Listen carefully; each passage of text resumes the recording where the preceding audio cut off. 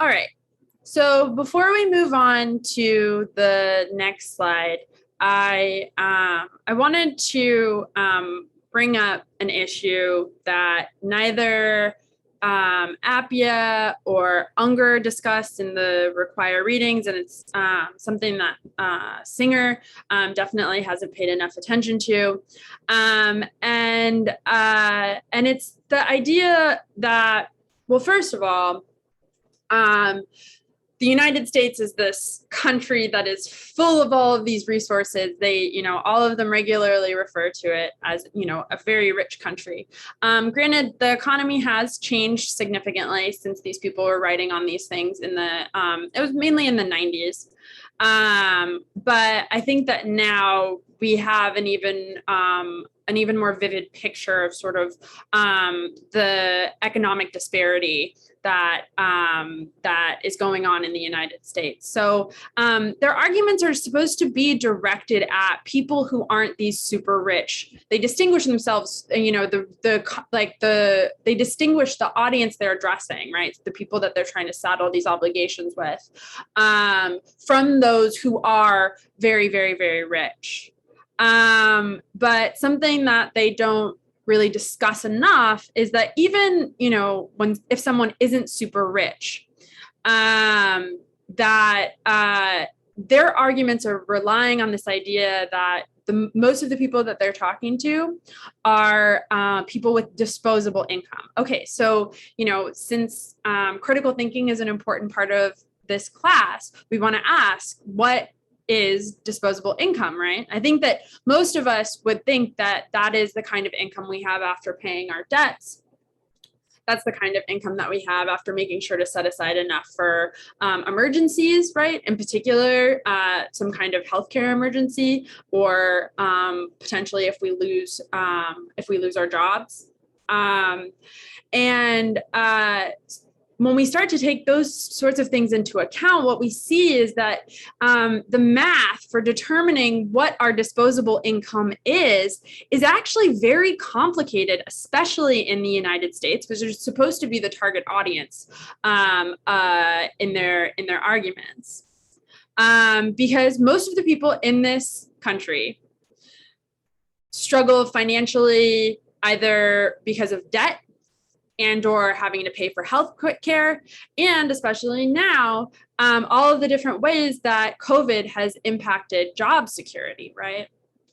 So being able to determine, it's not like we're all setting aside that $20 for and saving up every week for that pair of shoes. Maybe some, I know that almost everyone here is a business major, so there might be a few people, maybe some of the accountants, who are really good at, setting aside that actual amount in your piggy bank. But the reality is most people don't do that.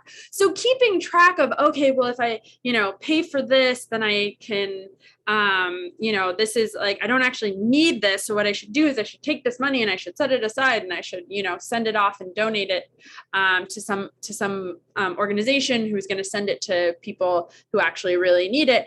That's not a particularly easy thing to do. And when we take important factors into account, like debt and the fact that we don't have universal health care in this country, and that rent moratoriums have been, or the moratorium on rental evictions has been lifted, right? And so, if something happens because of COVID, and you lose your job, there's no protections there in place anymore to help ensure that you can stay in your home. That a landlord, for those of you who rent, that a landlord would evict you. So when we take these important factors into account, we see that the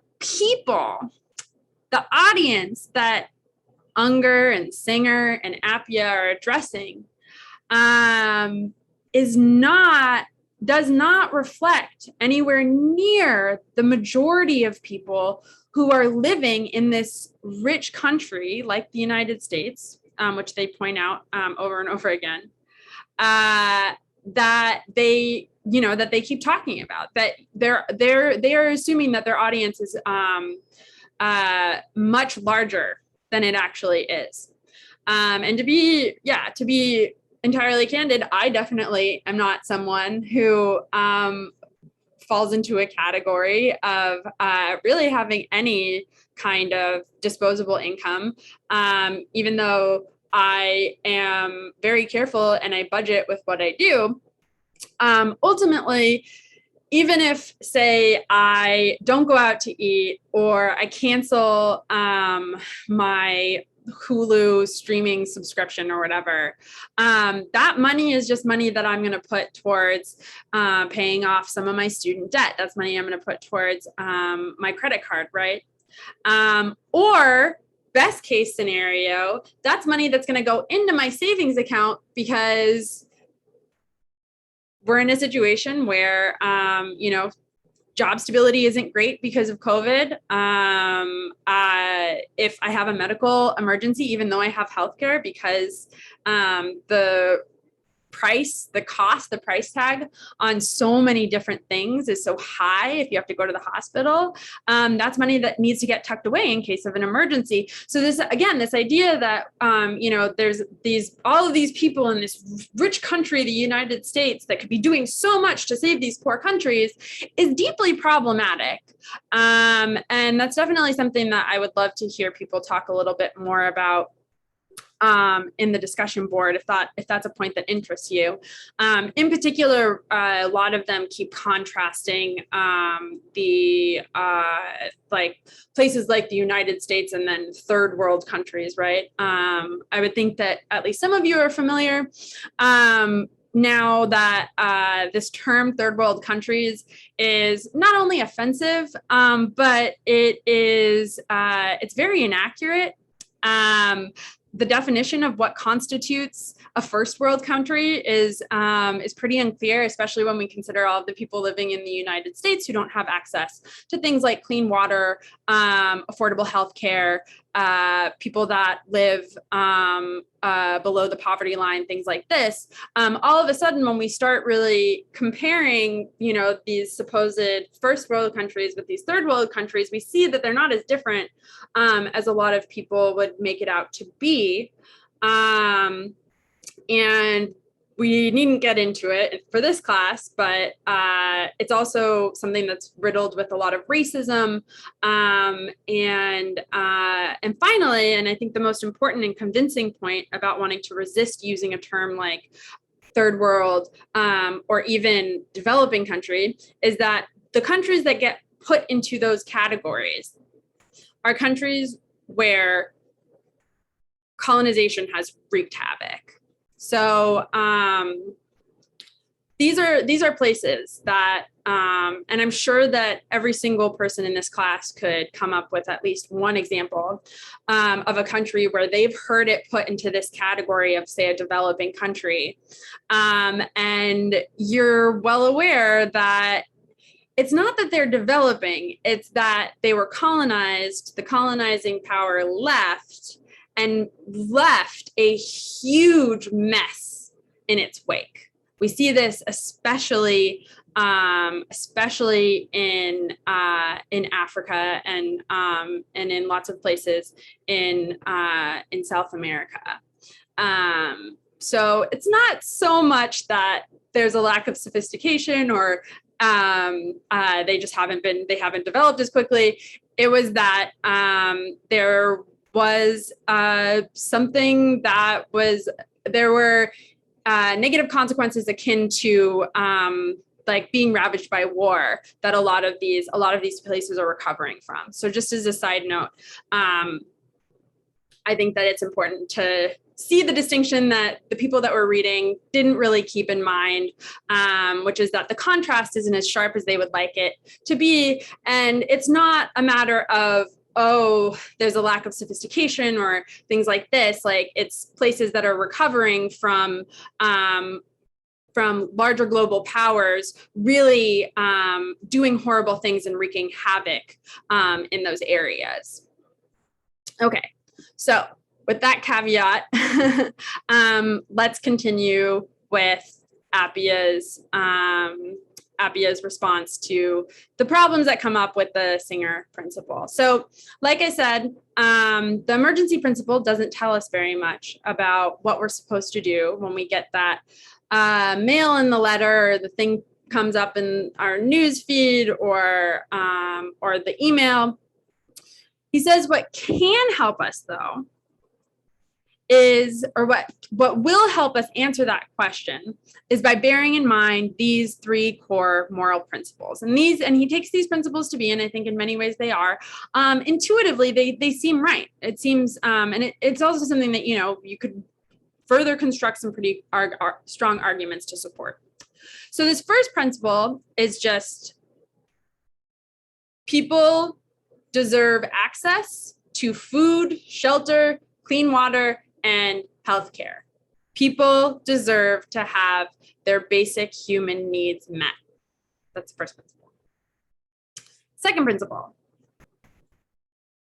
Individuals should not be burdened with incredible obligations. So bearing in mind that it's not the individuals like Jeff Bezos and Elon Musk, according to everyone that we've discussed so far, those people definitely carry some pretty incredible obligations to provide aid in terms of the amount of aid that they can offer. And again, that doesn't mean that like they are morally obligated to give it all away. But they are, in the case of someone like Jeff Bezos, like many of you have discussed, obligated to give away at least half of it, because $55 billion is still $55 billion. I think that you're going to be okay.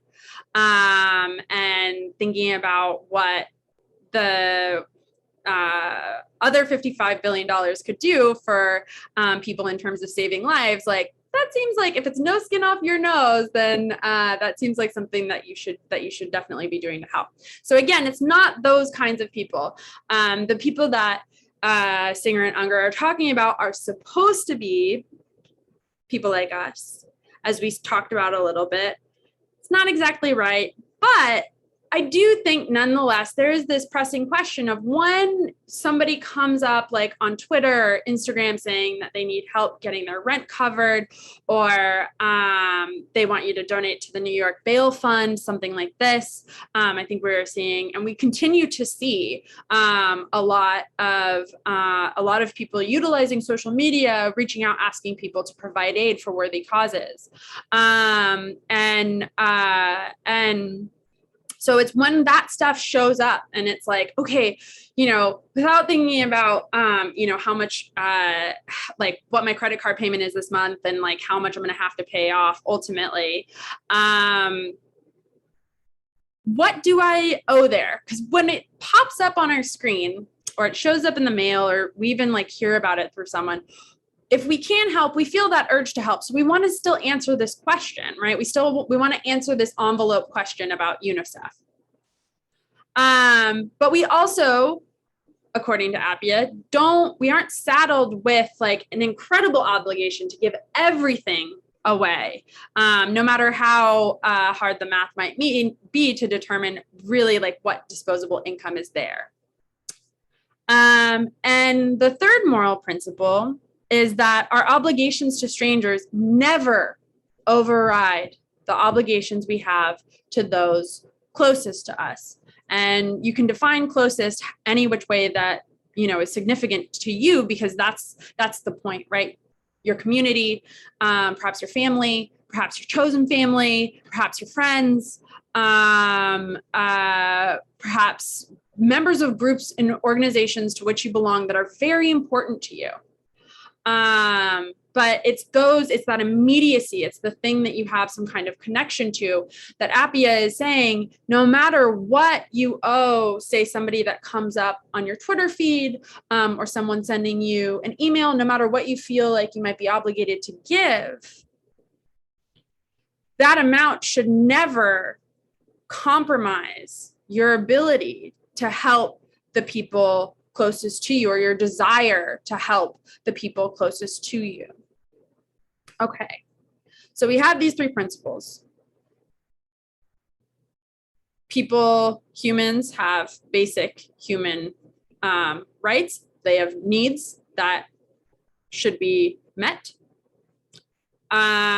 Although there is some kind of obligation there, it shouldn't be one that is incredibly burdensome to, I think, most definitely to your average person, like the majority of people living in the United States. It shouldn't overburden them by any means. And it shouldn't demand of them something that would compromise their ability to help the people that they love, the people that are closest to them. So one way that you could think about this is, say there is a person that has just a little bit of extra income and they're raising a kid. And they want their kid to be able to go to college one day. And so they set aside money for a college fund. All right.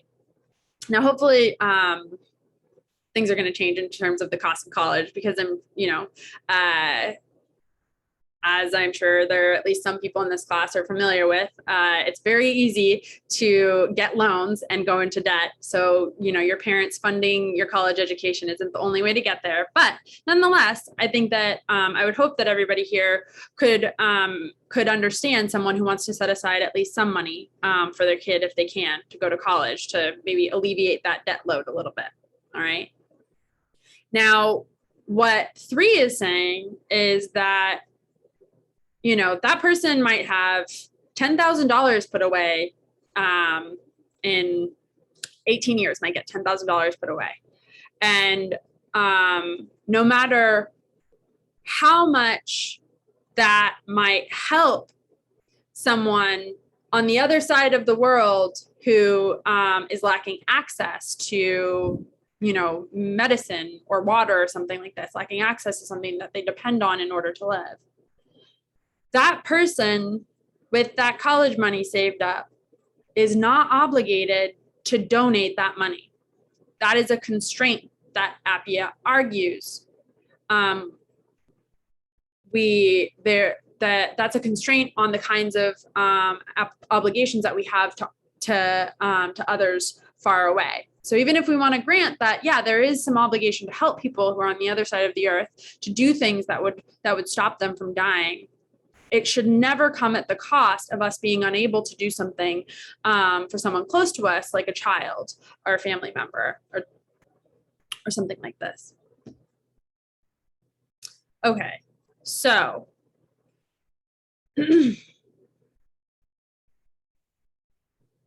so we have those nice obligations. We have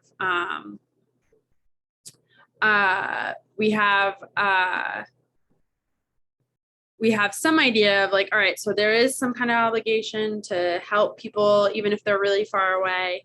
What do we do when we get that kind of request for aid? How do we respond to that request? How do we respond to the UNICEF request we get in the mail? So with those constraints in mind that we just talked about I just talked about on the previous slide, we can now rethink what the demands of cosmopolitanism are. So if you remember in the beginning of the lecture, we were talking about this notion of cosmopolitanism, this idea that we are all citizens of the world, we're all connected, and with those connections comes obligations to help one another when we can. So if we acknowledge that people have a right to get certain basic human needs met, and we consider 2 and 3 shouldn't be overburdened, shouldn't come at the cost of us not being able to do something for someone close to us, we can see that most individuals living in the US, even the kinds of audience that Appia and Unger and Singer have in mind, are unable to provide the kind of assistance that, and this is what Appia argues, the kind of assistance that governments, political bodies are capable of offering. So what the people in the US can do, what we like, everyone, and finally his argument I think now starts to apply to people beyond that, like that more limited group. What we can do, so like more than just the majority, like the majority of the people in the United States, what they can do, what they're really actually, according to Appia, what they're morally obligated to do is push their government to provide aid to places where that government, nation state, however it's understood, is struggling to get things like water and medicine to people, to keep people fed, to keep them sheltered. So what this means is that you see the request from UNICEF in the mail or in your email, in your inbox or online or whatever. Maybe it's not UNICEF, maybe it's someone else. It's really, really far away. And you are welcome to ignore it, throw it away, delete it, is what Appia is saying. But this is a very, very big but. What you are then morally obligated to do is advocate for basic human rights. And this could take a lot of different forms. This could be petitioning, this can be protesting, this could be utilizing social media to really sound off on things that are going wrong places and that perhaps the United States government can help with. So ultimately, according to Appia, the governments are the ones that are in the best position to provide aid, not only in terms of money, but also just the infrastructure available to make sure that certain resources, maybe like necessarily materials and things like this, are brought to the places where they actually need to go. So that about does it for Appia's argument on this subject. Hopefully that resolved a little bit of the discomfort that came up with Unger's argument that we discussed last time. And just as a reminder to everyone, your module 2 worksheet is due on the 26th. So if you have any questions, please email me, and I hope everyone has a good rest of their week.